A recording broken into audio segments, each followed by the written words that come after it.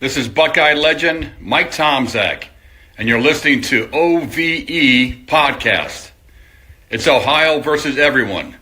Subscribe, like, listen, and follow, and don't forget your comments. Here's the show, and remember to always wash your BALLS.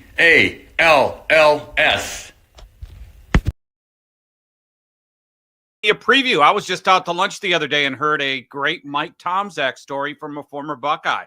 It is your WWE WrestleMania preview show. I'm the Torg Mornings QFM 96. Not this week. Little spring break vacation, homecation. And my guy, warforyou.com, Robert Sugar. BJ, what is up? How are you? Hey, Torg. You know what? I was wondering why I haven't heard your voice on the radio this week. Yeah, people keep texting me early and waking me up, but it's Jerry's holding the fort down in Kim. Huh? He is. If you're hurt at work, by the way, or in an accident, like the scroll says, let attorney Robert Sugar, that guy right there, go to War for You at warforyou.com. And here's the thing. I've been in, BJ knows this. We've talked about this on this podcast.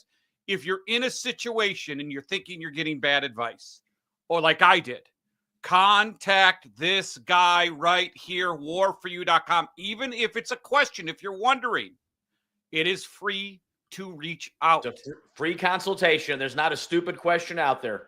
BJ will tell you, I cost a legitimate injury. I had to pay for my surgery, torn labrum completely off the bone. And I should have went to warforyou.com. I didn't. I went to someone else out of loyalty in another case. I goofed up and then cost me and my family the money that was rightfully deserved to me.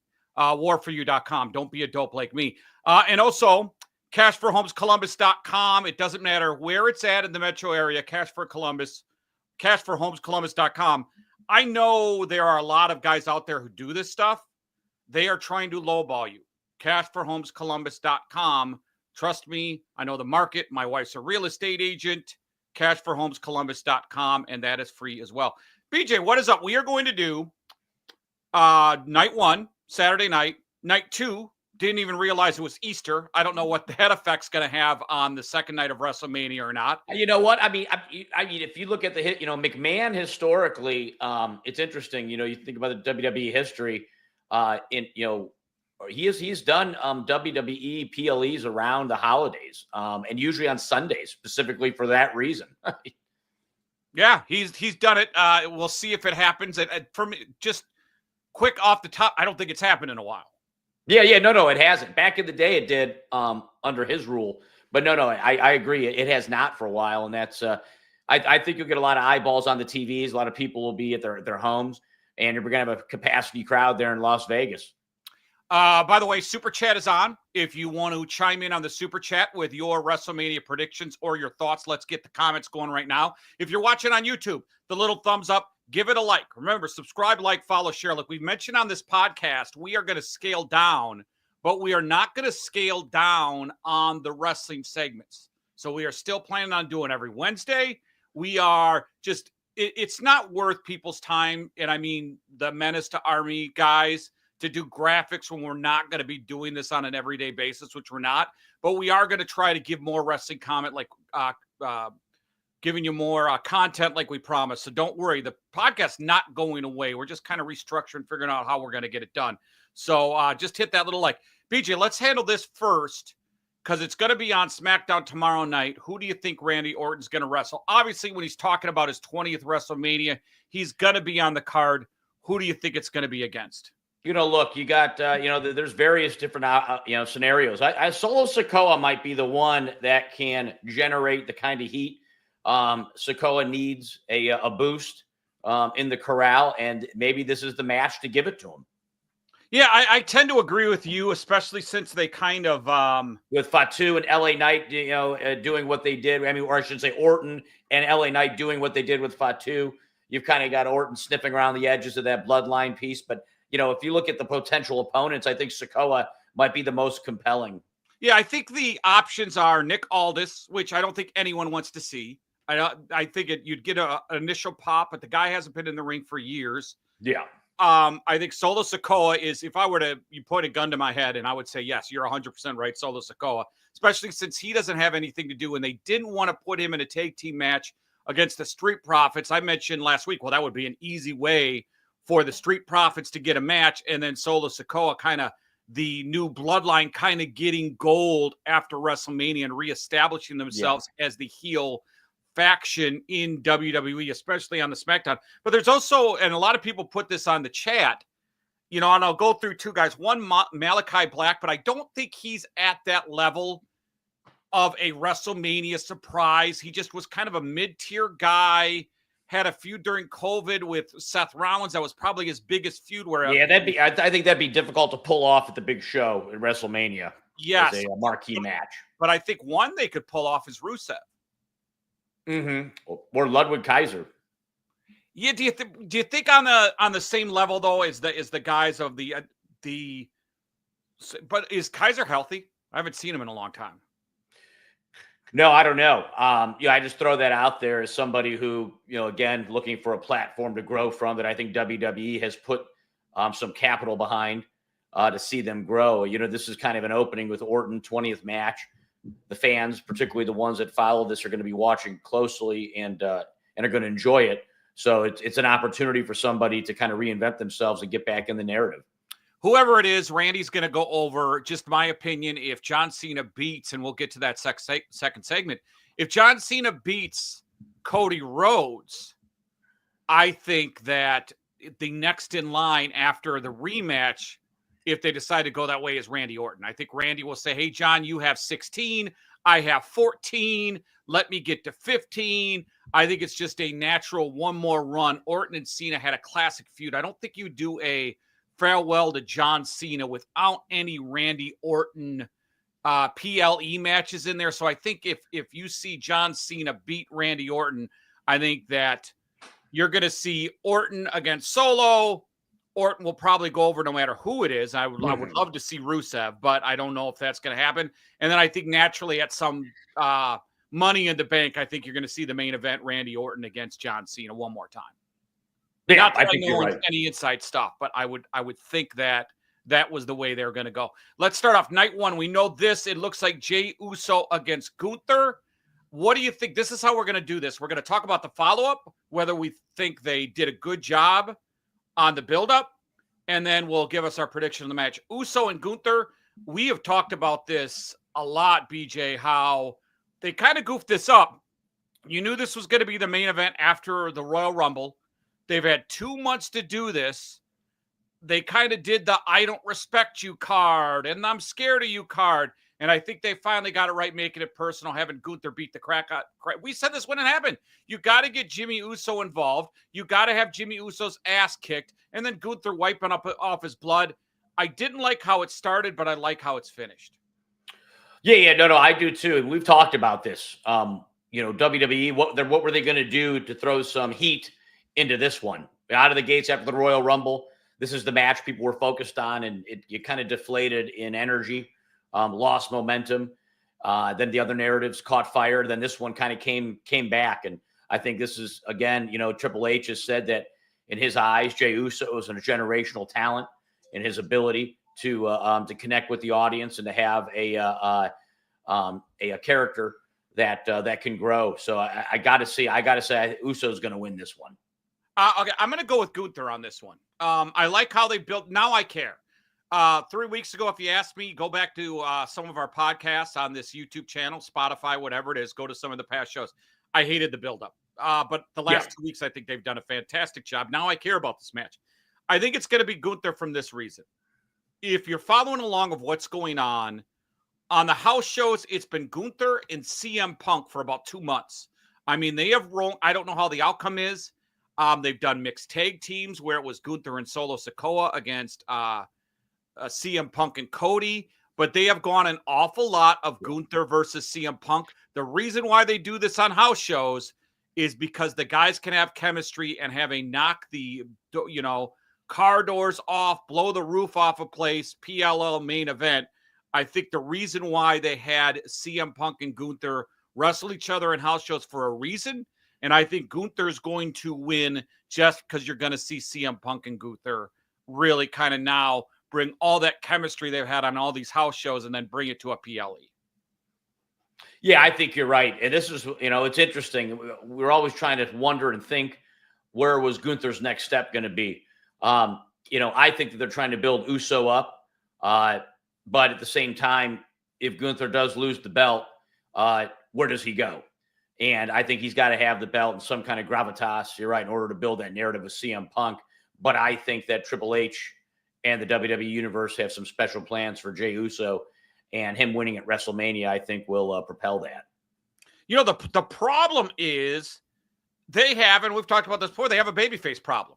So if Jey Uso goes over on your Raw brand, you have Seth Rollins, CM Punk, Jey Uso, right? If Gunther wins, you still have a possible CM Punk. You still have a possible Seth Rollins. You could always bring back Jey Uso. Like, I was so close. So I just think from a good guy, bad guy standpoint, I think it's going to be Gunther. I wouldn't be surprised.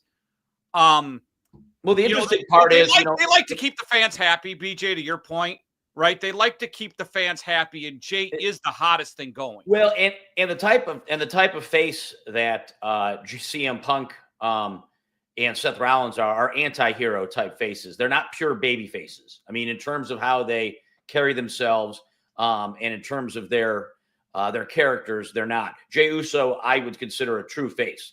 He's somebody who the crowd believes is pure, and sort of rally around the good guy flag, whereas Rollins and Punk vacillate between heel and face, and really, even the characters today, as we talk about them as being faces, to me, feels more of an anti-hero type face, which, I think on the spectrum has them right in the middle, almost leaning heel in terms of how they, hey, this day and age in WWE and in the universe, the heel and the anti-hero tend to be some of the most popular characters in not just in the WWE, but also in entertainment in general.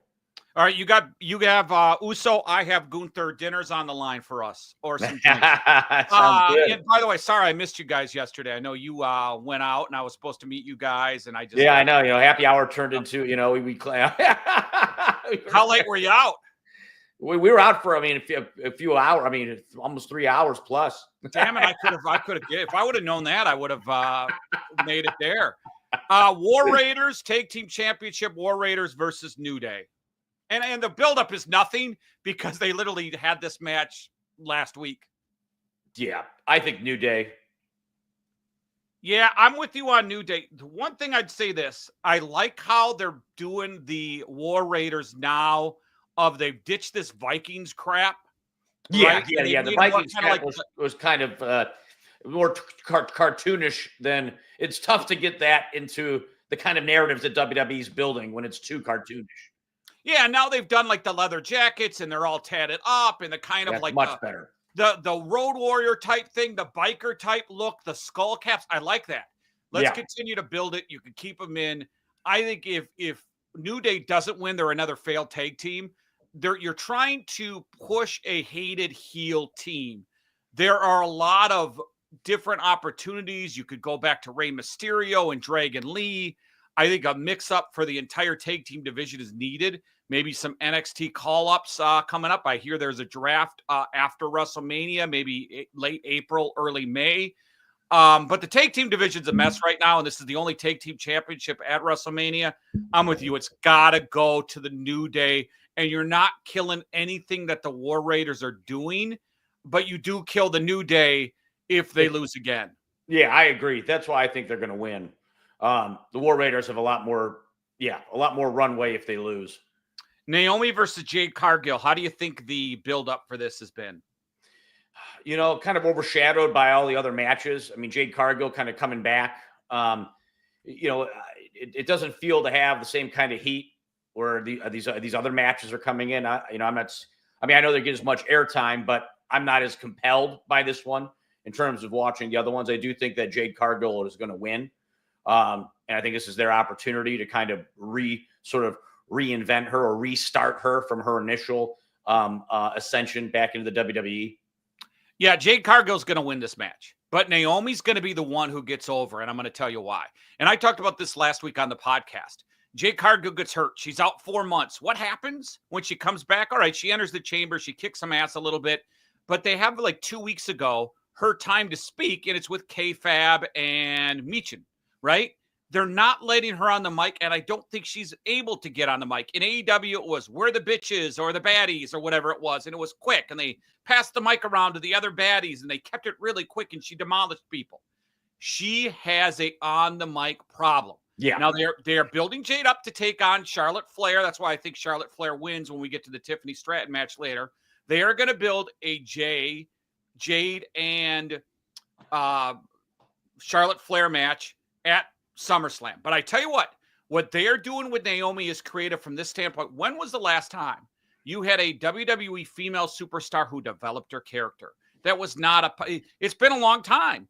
And what you're doing with Naomi, you're having these 2-minute segments where she's like turning evil, right? And you're seeing it, and they're giving her the right time. She is getting over right now, and she doesn't have to win. She needs to continue to create this villain character, and in fact, take it up a notch, and then start a feud with Bianca Belair when this is done. So Jade Cargill's gonna get the pin. The winner from a creative side, though, is going to be Naomi, because she's never had a path. She's always been that middle tier, second tier person in the WWE. And now she's really creating a character for herself. So Naomi's going to get over, and they better have a good match for Naomi to get over, if that can be done with Jade, because we haven't seen it yet, if that makes sense. Yeah, no, I agree. And I think that they'll continue to work with Jade on her mic skills. She obviously has the physical appearance and ability on the ring presence. And I think that, I think from a ring presence standpoint, that Cargill Flair is going to be a fun match to watch. The question is can Jade go toe to toe with Charlotte even a little bit when it comes to the mic? Or is Jade going to have to get a mouthpiece, a Paul Heyman type, to help her through that process? Yeah. I mean, we haven't seen it yet, but if Jade needs it, it's worth exploring to have somebody jump in to do that, because I do think that they're putting a lot behind her in-ring skills. Or even a Natalya, who just signed a deal, and I think she was in NXT, or maybe she was in SmackDown in a women's gauntlet match. I think maybe that was the last time we've seen her. So, or maybe that was Raw. She just hasn't been around outside of that. Maybe Natalya says, listen, I have had more women's matches. And maybe Natalya, who they're kind of wasting, it's funny, Nick Khan did an interview and said, we don't waste talent. Well, you kind of do, Andrade and Natalya right now. It's kind of sign and stand, right? Yeah. So what about someone like Natalya? It doesn't have to be a Paul Heyman speak, but I agree with you. She needs a mouthpiece, because we've seen Tiffany Stratton's pretty good on the mic, and she's gotten destroyed by Charlotte Flair. Yeah. So you can't have someone else. It's hard, because Charlotte Flair is a great wrestler, and she's great talking, and she will make you fool in the exchanges she's had with Tiffany Stratton, and that's coming up in 3 matches. It's kind of killed the buzz for this in a way, and they kind of got it back with the personal stuff of being divorced 3 times and your boyfriend's in my DMs. But if Jade wants to get to that next level, they either have to give her Natalya, someone a mouthpiece, because I agree with you. She just hasn't shown that she can do it. Rey Mysterio against El Grande Americano. Please, WWE, do not let the El Grande Americano bit end. The worst thing you could do when something's getting steam is end it at WrestleMania. No.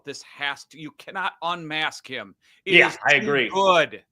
We still have runway on this. So I think El Grande beats Rey Mysterio, and we continue the narrative. Yeah, it could be something as simple as this. The referee, because I love the buildup for this, right? And this is a quick thrown together match, but the buildup has been, Chad Gable seeing the luchador, turning into this character, beating everyone in the LWO. That's the buildup, not necessarily the match. The buildup's been Chad Gable, right? So forget about the match and the rivalry. It's been him against the luchadors. That's the buildup. I assume at some point they are going to catch El Grande Americano from the Gulf of America, which is a great little bit. They are going to catch him packing something in his mask. And I think he's going to continue to cheat some way. Maybe he has a mask underneath it where he slips some of it. He is going to cheat and win. But the worst thing WWE could do is kill a great character who's over, who doesn't need to win to get over. Even if he loses, he'll still get over. But give the W to El Grande Americano. That's who I'm going with for the W. Yeah, you're on the same page. All right, we both agree on that one? Yeah. They have to keep that narrative going. It's the only way to do it. United States champion match, LA Knight versus Jacob Fatu. I like Fatu. I think Fatu turns the corner here. LA Knight has had it, lost it. He's shown to have a good following still on SmackDown. But if we're going to put Fatu to the next level and bring him to that heel that we've been talking about, they're trying to cultivate, I think this is the time to do it. By the way, MJ had a great point, and I didn't get to it. I apologize about last match. He says, hey, El Grande Americano has to win because they do a mass versus mass match. Great point. Yeah. Great point. A lot of people on the chat are chiming in and think that it's going to be LA Knight because Solo's going to screw it up for Jacob Fatu. I just don't see any relevance or any way to go making Jacob Fatu a face and making Solo a face. So, Fatu still has not fully developed his heel character yet. Yeah, so I know they've been going this route of Solo screwing up everything for Fatu. But where do they go from it? If Solo screws this up and Fatu loses, what are they going to do? Have a screw up this whole bloodline thing? Right? Where there is no bloodline at all?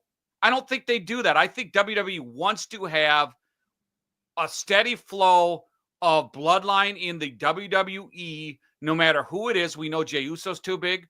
We know Jimmy Uso's done. We know Roman Reigns is done, and he's fought with Solo, and that thing is not going to get. Well, maybe Roman Reigns comes back and he has Solo and the two other jabrones with him. I don't know, but I don't know what WWE can do. Maybe Solo does screw it up, but Fatu somehow picks up a win and they don't give a crap, and this continues. We've seen it a lot, though, BJ, where we saw it with the New Day, where we thought, okay, the New Day is going to break up. They're going in this direction. I like keeping the bloodline together. I think Fatu wins this. Yeah, I think so too. I just don't think they get anything with Fatu versus Solo. Obviously, Fatu is right. I agree. Fatu's a beast, and that's what they've got to keep consistent with. They got to build him up to be the maniac heel that we know. I think WWE wants him to be. And Solo's a bad guy, so you go bad guy against bad guy. I don't know if that ever works, right? Yeah, I mean that's like just brother versus brother. Yeah, I mean we've kind of seen that in the WWE. I don't know. It's leading in that direction. I just hope it doesn't, but it's WWE. You don't know what's going to happen. Tiffany Stratton versus Charlotte Flair, women's champion. Who do you like? I like Charlotte Flair. I think now's, we know that her coming back, they're going to have her win the title on the biggest stage. And I think you're right. That could carry right into a Jade Cargill match for the next major PLE. Tiffy time, I think still has some time to develop. She's got to keep improving those mic skills. I think she's going to be around, and they're definitely going to fit her in the narrative. But you can't bring Charlotte Flair back the way you have and then not give her the belt or have her win the belt at WrestleMania. Yeah, I agree with you. Charlotte Flair's going to win it. This has kind of been a clunker of a feud from the standpoint of bad promos, good promos. Then WWE kind of backed off and then kind of played the, they're not allowed to speak kind of angle. I like this match. I think they're both very good. I think if you're going to pick probably the two best female wrestlers in the WWE right now, they might be the two best pure wrestlers on that roster. Tiffany still has time. She's young. She could still get over. The bigger draw is Charlotte Flair on WrestleMania, though. So I'm with you. Charlotte Flair wins. Yeah. Triple threat match, CM Punk, Roman Reigns, Seth Rollins. I like CM Punk. I like to see, I think that WWE, he is a full-timer. And I think, this is his first main event. He's going to have the wise man with him. There's probably going to be some tricks that are played, but I like CM Punk in this one. I think he's going to win it. Yeah, I think the reason why they popped up Seth Rollins on the final Netflix Raw was Seth Rollins is going to take the pin. I think the question is, who's it going to be? Is it going to be CM Punk or is it going to be Roman Reigns doing the pinning? Having a part-timer winner with Roman Reigns doesn't make sense to me. Yeah. I think they're going to continue the CM Punk Roman Reigns feud. That's why I agree with you. I think CM Punk wins. Or just to put a little wrinkle in this, the only other thing I could do, and they're floating in our head because I think everybody like you was saying Seth Rollins is going to lose and CM Punk's going to win, right? I think that is kind of where everybody's been going with. And they've been kind of teasing you this Paul Heyman, Seth Rollins thing, right? And I know people just put in the chat, Seth Rollins turned heel at Mania. Well, how is Rollins going to turn heel at Mania when you already know he hates them? They hate him. I don't think there is the only way Rollins could turn heel at Mania is if Paul Heyman teams up with Seth Rollins. I don't think Rollins needs it. Maybe it happens. Maybe. But I think you're going to. They've been teasing it, but I think they're doing storyline teasing for you. Yeah, it's great to see. The only way Rollins turns heel is if him and Paul Heyman do it together. Yeah, I agree. Heyman's got to be in the mix if that's going to happen. It's great to see Heyman back in the mix the way he has been. I mean, he really helps, I think, put that glue together, particularly for this narrative and going into this triple threat match. And that's why I think Punk's going to win, because I do think that the WWE has vested a lot of heat behind him. Same with Rollins. And that's an easy way to still allow Roman Reigns to be a part-time superstar and still fit into the narrative of everything going on, particularly if Heyman sides with Punk full-time. That will create the kind of rift that can boil over into the next PLE. Yeah, absolutely. I think that's the way it's go. You and I agree on every match except for the JU with the Gunther match. So that's the only one. I tell you what, let's take a quick break. When we come back, remember, do the comments, subscribe, like, follow, share. Tell us what you think is going to happen Saturday and Sunday for WrestleMania. When we come back, it's night 2 of WrestleMania, and it starts out with it. And by the way, let's just point out, the best match on the card, I think, will be that triple threat match, Roman Reigns, Punk, and Rollins. I think that's the best match. Yeah. It's the best wrestlers. Rollins and Punk are the best wrestlers in WWE. And then you throw in Roman Reigns, who isn't shabby himself. That's going to be the best wrestling match. Yeah, I agree. Night 2 of WrestleMania in 60 seconds on the OVE podcast. We go to war for you. At Sugar Schnarr Trial Attorneys, we don't back down. Accident? Call us today at 877-WAR-FOR-YOU or visit warforyou.com for a free consultation. Know your rights, because results matter. That's 877-WAR-FOR-YOU. 877-WAR-FOR-YOU or visit warforyou.com. War for you. Warforyou.com. Den Rob Management has over 40 years experience in all aspects of payroll, processing checks, tax filing, W-2 and 1099 preparation. First-time customers get 50% off their first 3 months processing fees. Give them a call now, 614-297-1158 or denrobmanagement.com. Go the WrestleMania preview on the OVE podcast. Let's tackle night number 2. Shout out to Little Italy, who just chimed in on the chat. Triple threat match for the Women's World Championship. Rhea Ripley, Io Sky, Bianca Belair. I hate how this has been builded up, BJ, from the standpoint. It's kind of like Rhea Ripley just kind of inserted herself into this match. They should have never had Io Sky win the championship from Rhea Ripley. I know what they're doing. Rhea Ripley's never beat Io Sky. They're kind of keeping that thing going. I don't like it. It should have been Bianca Belair against Rhea Ripley. To me, it's like back-to-back WrestleManias where you got Io Sky in there just to get the belt off her, so you don't damage your champion. Yeah, agreed. I mean, that's exactly why they did it. Obviously, it was a shocker a few weeks ago when Io Sky took the belt from Rhea Ripley. But now you can kind of see the painting come together in terms of why they did that, because the real action is between Bianca and Rhea. Yeah, who do you think wins this? You know, the follow-up has been bad, but who do you think wins this match? I think Rhea Ripley does, and I think that sets her up for a match with Io Sky, the one-on-one match where maybe she finally beats her one-on-one, because Rhea Ripley is still one of the hottest stars in the WWE. I don't think it makes any sense for her to lose unless they plan on really elevating Bianca above her, because then the Rhea Ripley narrative really goes, takes a major back seat. Yeah, I'm going to go Bianca Belair just to be different, to get her over on the Raw brand, just to kind of switch things up a little bit here. But my mind is telling me you're right with Rhea Ripley, but she's held the championship for the majority of 2024. And outside of Liv Morgan, there really hasn't been a lot going on with that. The women's championship on the SmackDown has actually been with Nia Jax and Tiffany Stratton. Yeah, it's been really good. That's why I like the switch, because you could always go Bianca Belair, Rhea Ripley, Bianca Belair, Io Sky. I think there's just a lot of different ways you can go on this, but I'm going to go Bianca Belair just to be different, just because WWE might want to mix stuff up before the draft. And maybe they send Rhea Ripley over to SmackDown in the draft. You'd never know. Fatal four-way for the Intercontinental Championship: Braun Breaker, Penta, Finn Balor, Dominic Mysterio. What do you think of the buildup, and who do you think wins? The build-up's been okay. I mean, it hasn't blown me away, but I like Braun Breaker. I mean, I've always been a fan, and I think, again, this is where he can win and proclaim himself as one of the major champions in wrestling.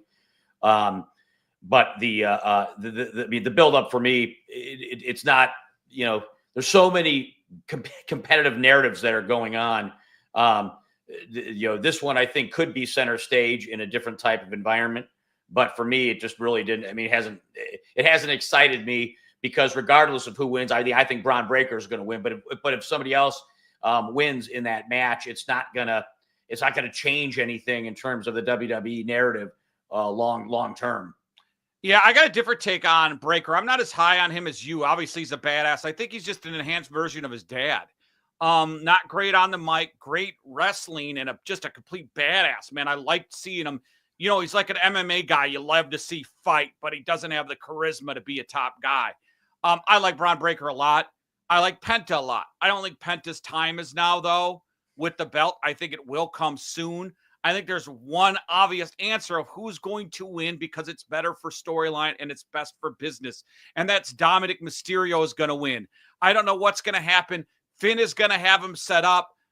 Dominic's going to pull Finn off him and take the pin. It has been a buildup from behind the scenes with Judgment Day of Finn and Dominic and the breakup and the storyline. Dominic has gotten his ass kicked and taken L's like crazy. Somehow Dominic Mysterio finds a way to win. It's best for business. It's better for the storyline. It's not going to affect, and it might be even better if Dominic Mysterio pins Finn Balor. If Braun Breaker's the one who gets and he pulls him off, right? It doesn't matter how it's done. It might be even better if Dominic pins Finn for the storyline aspect of it, right? That'd be even better. But Braun Breaker will go on. Penta will go on. But what's best for this storyline, if Dominic Mysterio wins, I'm going with Dominic Mysterio. Well, we know Dominic Mysterio is a fan favorite, right? One of the best heels that's over with the crowd. The question, becomes him having the belt. What does that turn the narrative into? Who's gonna chase him? That's going to create the kind of heat. It's probably not going to be Breaker. I can't imagine. I mean, Finn or Penta. Yeah, it'll be falling into another narrative. But I see your angle on it. I just had, it just disappoints me consistently that Breaker is not consistent on the big stage winning. Yeah. Well, he wins, but he just can't get over the hump. And that takes time. He's only been in the WWE. Yeah, no, that's true. For a year. And I've been seeing a lot of flashbacks this week with Roman Reigns of how when you go really back to when the Shield broke up, right? I watched this 30-minute video of Roman Reigns on YouTube, I think it was, where Roman Reigns, the buildup of just how bad Roman Reigns was solo and on the mic, and he was awful. He really didn't bloom into the character we see now until the Paul Heyman started working one-on-one with him, till they went to the Tribal Chief era. There were many years where Roman Reigns couldn't get it going and had nothing. But the reason why he was hated, because WWE threw Roman Reigns down our throat And I think WWE looks at Braun Breaker and says, all right, this is a Roman Reigns type guy. And the worst thing we could do is we shove him down your throat and you start to hate this guy. Yeah. We don't want to do that. It's got to be a Braun Breaker, Jacob Fatu, maybe next year's WrestleMania, whatever it is. Take your time with him. You're not going to lose anything with him, but just don't shove him down your throat and make the same mistake you did where it took you 5 years to figure out what the hell to do with Roman Reigns. Yeah. No, exactly. I think it's fine having Braun Breaker lose and continue to, a lot of people are putting on the chat, give it to Penta. All right, maybe. I could see Penta having a long run with it. Me personally, I would love to see Dominic Mysterio, who's taking his lumps for the company, win it. So I'm going to go with Mysterio, and you're going with Braun Breaker, correct? Yeah. Okay. Logan Paul against AJ Styles. The buildup, okay. But Logan Paul, who's a one-time, a one-off guy, what can you do? He's pretty much wrestled everyone who he can wrestle, and he's running out of opponents at this point. Yeah, but he always brings the heat, and he brings a lot of people, in terms of the care. I like Logan Paul to beat AJ Styles. I do too, and I think it's going to set up a storyline for AJ Styles where Karrion Kross has kind of been like, oh, you got to win it for us. Karrion Kross and AJ are going to continue, and it's going to be a Karrion Kross going, just admit it, you're done. And then it'll be an AJ Styles doubting himself type of thing where it's the rebranding, rebuild of AJ Styles, but it starts with him losing and then questioning himself, and then he starts by losing to Logan Paul. And AJ will give him a great match. It'll be well scripted. Oh, yeah. A lot of spots. It will be one of the underrated matches on this card because both guys can go in high fly. Mm-hmm. It'll be a really good match. We just know Logan Paul is going to beat anyone on that roster not named Rollins, Punk, Reigns, and Rhodes. Those are the 4 guys he is not going to beat, but he's probably going to beat everybody under them. Yeah. I mean, they're always going to do whatever it takes, try to get him almost to that next level. And then, at some point, pull the trigger again to get him. And maybe he does beat one of them towards the end of a run. I mean, I think Logan Paul's going to be around for a while, as long as he's healthy. I think he enjoys it. So it's definitely, they don't want to kill that narrative. Damian Priest versus Drew McIntyre, the buildup. I think Damian Priest is boring to me. I think it's very hard. If you're going to have anyone build up a feud, it's going to be Drew McIntyre. Drew McIntyre can feud with anyone and make it good. He's great on the mic. He has a narrative. He's not switching from the narrative. I think he's been fantastic. He's that fantastic heel. I give it to Drew McIntyre. You have to continue to do it. And I just don't think Damian Priest has that steam. In fact, I would love for a Damian Priest Finn Balor to get reunited, just not in the Judgment Day. Maybe a good guy tag team in the future. Maybe Judgment Day turns on Finn and Finn becomes a good guy. I just don't think much of Damian Priest. I think he's a decent wrestler. He's a big, so he's always going to get opportunities in the WWE, but you got to give this to Drew McIntyre. I don't know what giving it to Damian Priest does for the WWE. I could be wrong, but right. Look, McIntyre's still front and center company man for the WWE, still out there as one of the main draws. Crowd loves him. We know he's been through his ups and downs, but the consistent losses, but it's been part of the narrative that they put together for him. I see him winning this one. I think McIntyre gets back on the path of becoming relevant again within the WWE. By the way, a lot of people are pointing out, like tons of people on the chat, just pointing out Logan Paul needs to go. Not good for business. I tend to agree with that, but they like it. They like the attention that they're getting from. There's a point I'm going to make here coming up in 2 matches that I think is legitimate that we'll talk about. Women's Tag Team Championship match. Bayley, Lara Valkyria against Liv Morgan and Raquel Rodriguez. The buildup has been kind of non-existent because I kind of threw this in a gauntlet tag team match a couple weeks ago. This match doesn't do much for me. I think it does. I'm going to go with Liv Morgan and Raquel Rodriguez, though. Yeah, so am I. It's kind of like you said, thrown together. There hasn't been much build up, and I still think that the company wants to push Liv and Rodriguez to the forefront. And in fact, what's best for business here is a heel Bailey. Bailey can be heel. Yeah. If Io Sky or Rhea Ripley win or the championship, they got to have a heel Bailey to face. Yeah. Heel Bailey's where to go. And it'll put some attention on the women's Intercontinental Championship match because they can have a big match on the PLE. They've really done nothing with the United States and Intercontinental Championship belt. They're going to be heel turns at the WrestleMania. You don't have to overdo it with heel turns. This is the one you should do. Bailey turns on her partner in this one. They've had the nice matches. Now have the not so nice matches. I like the tag team champions to retain, but I hope Bailey turns heel in the process. Yeah, same here. Yeah. Cody versus John Cena. Before we talk about the build-up and what they're going to do with this match, quickly, I think WWE has a problem because someone just mentioned get rid of Logan Paul. WWE's problem in a nutshell is too many part-timers come and take the main spot. Someone pointed in, I think it was Nick D, said, well, Logan Paul takes the spot away from everyone else. You're absolutely right.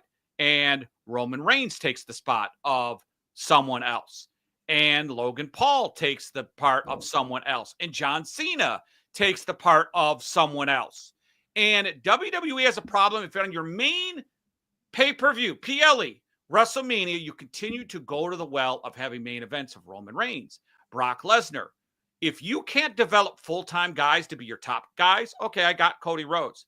But if you can't develop where Cody Rhodes is against CM Punk or Cody Rhodes against Seth Rollins or whatever it is, and you're constantly bringing in these part-time guys to be the headliner of WrestleMania, you have a fundamental problem with your product. That means your everyday superstars are not good enough to get over on your top events where you feel the need of a SummerSlam or a WrestleMania to have I get the part-time guys.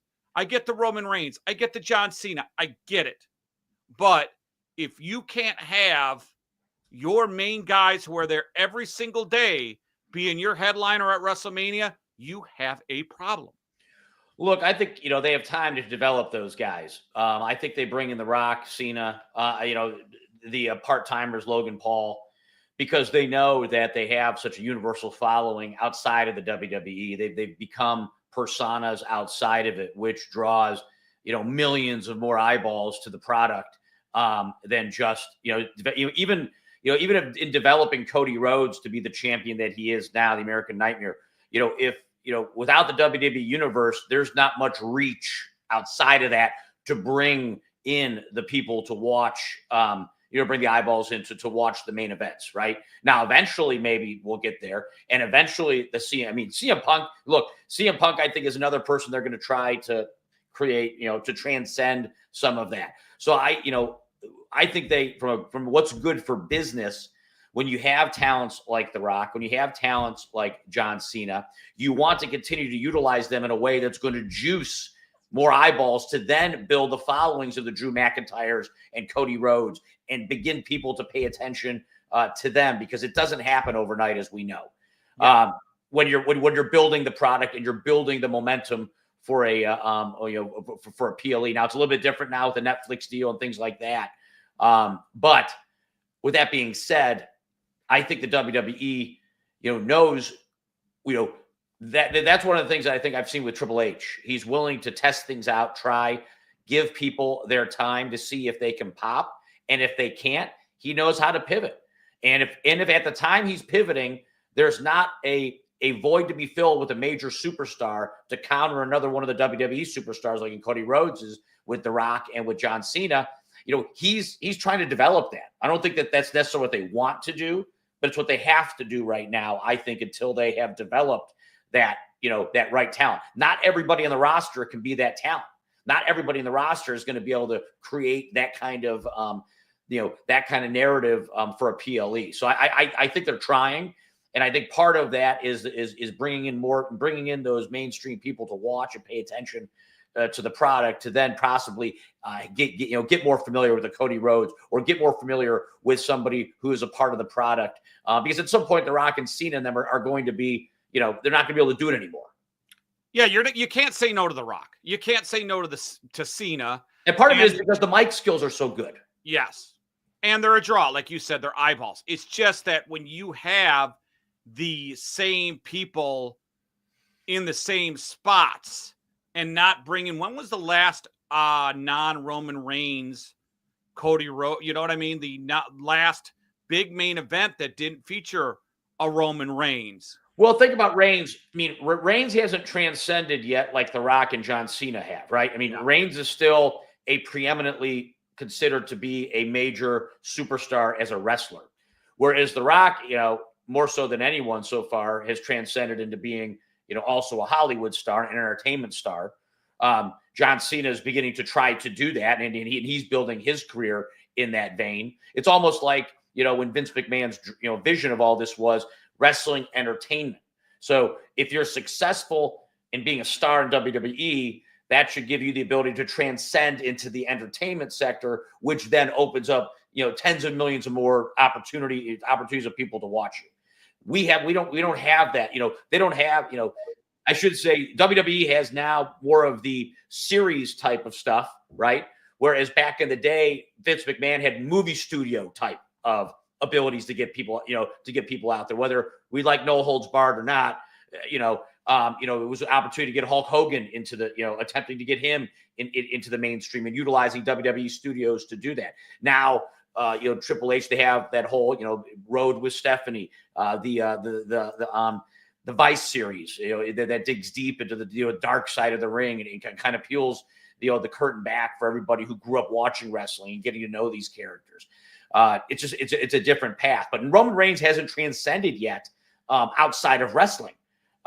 Once he does that, then I think he'll move on. But right now, even as a part-timer, his main draw, his main income, everything he does is still tied to the WWE, not making movies and doing other things like The Rock and John Cena have. Yeah, I'm looking back at the WrestleManias, and it's Reigns Cody last year. First night, we know the tag team. Then it was Reigns Cody the year before. Reigns Lesnar, Reigns Edge Daniel Bryan. They did have a Drew McIntyre Brock Lesnar when they were building up Drew, and then the Undertaker AJ Styles night one, if you recall that match. That was during COVID, though. Mm-hmm. Then before that, it was Reigns versus Lesnar again. Reigns versus Undertaker before that. Reigns versus Triple H the year before that. Roman Reigns, Seth Rollins, Brock Lesnar the year before that. So I guess you have to go back to probably WrestleMania 31 and go, okay, who's broke the mold? Reigns and Rollins probably broke through because you had the Rock Cena. You had Cena doing Cena, then Randy Orton in the triple threat against Batista, Daniel Bryan, and then you had Rollins, Reigns, and Brock Lesnar.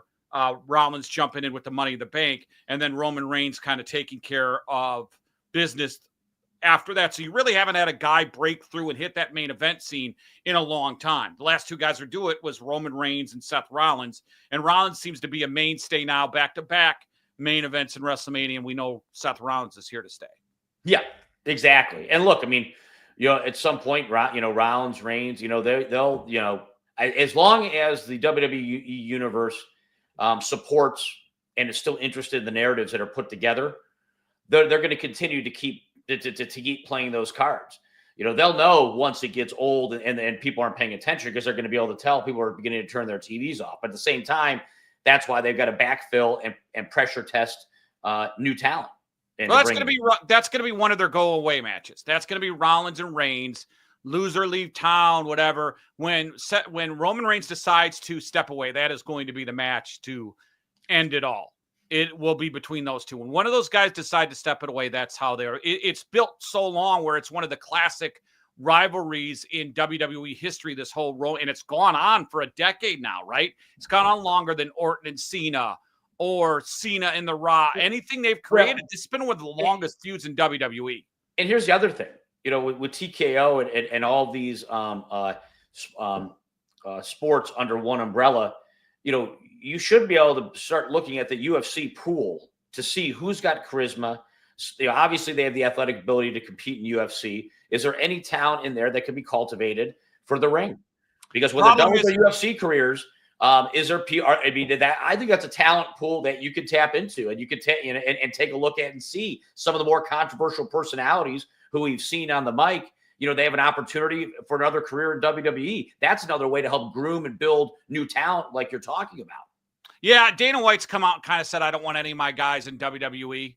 Wanted to kind of keep it. It'll be well. It really, I think the WWE is almost for guys who've already run that UFC career, and then have an opportunity for now. I'm not saying could do it at the same time while they're competing in UFC, also compete in WWE. I think at some point to cultivate some of that talent, some of those people, some of those guys are going to make more money as WWE wrestlers if they have the right mic skills than they would as UFC fighters. Yeah, it'll be interesting. The heavyweight kind of division in UFC is kind of taking a step back to some of these smaller guys recently. And then, too, I believe this week was the first week UFC is opening up their television negotiations. Dana White kind of mentioned that we could have a whole new world where the PLEs at UFC are done away and it could be on Netflix. They could do exactly. Just like the PLEs are going to be on Netflix on a Friday night. So build up for Cody Rhodes and John Cena to me is it's been tough because we've only seen Cena a few times with Cody, and it's been overseas. I think, BJ, the WWE is going to see a Rock Hogan type situation. I know 4 people are going to Mania, and they're going to cheer their ass off for John Cena. You cannot take the European crowd and say that's going to happen in WrestleMania. I think you're going to see a Hogan Rock type situation where the fans start cheering for John Cena, and it has to be John Cena winning this. Cody is so stale. So what do you want to talk about? Cody, I want to talk about how you can't carry a rivalry by yourself and how you're boring as hell and how I can't wait for John Cena to beat you. Nothing against him. He's done so much with little, but Cody needs to step back, give the title to John Cena. What do you want to talk about? I want to talk about John Cena winning at WrestleMania. Well, some of Cody's strengths was when he was chasing the belt. Yes. And we always talk about it. Once he had it, he's only as good as the strength of the heel. Yeah, go ahead. I'm sorry. Without a strong heel, he doesn't have the ability to carry that heat himself. And your next opponents are right there for Cody. Drew McIntyre's been teasing Cody Rhodes. You give Drew a big win, then him and Cody Rhodes go into it. They played the good cop, bad cop. If you want to continue the Cody Rhodes association with Seth Rollins, you could, bring that up again. Like, hey, man, why are you continuing this relationship with Roman Reigns? Hell, you could have Roman and Cody go at it in the #1 contenders match down the road. So I think with Cody, there are different options. With Cena, if he loses, then it's over. Then what the hell are you going to do with Cena? It's over then for Cena. Don't have the comeback because who the hell wants to see it? It's got to be John Cena. Got it. I agree. Yep. Got it. So, okay, we don't – I got Bianca Belair. You got Rhea Ripley. I got Dominic Mysterio. You got Bond Breakker. And then we have everything correct. The same matches, correct? Yeah, except on night 1, I thought we had another one that was different. Yeah, we had the night 1 was the Gunther Jey Uso. Yeah. So 3 matches separate. Beautiful. All right, watch it. Tell everybody back. We will be back. You can do next week? Yep, let's do it next week. Right, we'll do a recap. With a WrestleMania recap. Warforyou.com is the site. Member, subscribe, like, follow, share. Talk to you next week. Thanks, BJ. Yeah, Tor. Need to sell your home fast? At Cash for Homes Columbus, they make the process simple, fast, and stress-free. Whether you're dealing with a foreclosure, downsizing, have an inherited property that's become too much to manage, they can help and get you cash fast. Forget about costly repairs, cleaning, dealing with agents. They buy homes as in any condition, no matter how big or how small the issue. With Cash for Homes Columbus, you get a fair all-cash offer, and best of all, they handle all the paperwork and closing costs, so you don't have to worry about a thing. They work on your timeline, so whether you need to close in a week or in a month, it's entirely up to you. No stress, no waiting, no hassle. Ready to make your move? Visit cashforhomescolumbus.com. Cashforhomescolumbus.com. Let them take the stress out of selling your home. It's quick, it's easy. For cash, They buy homes as is at cashforhomescolumbus.com.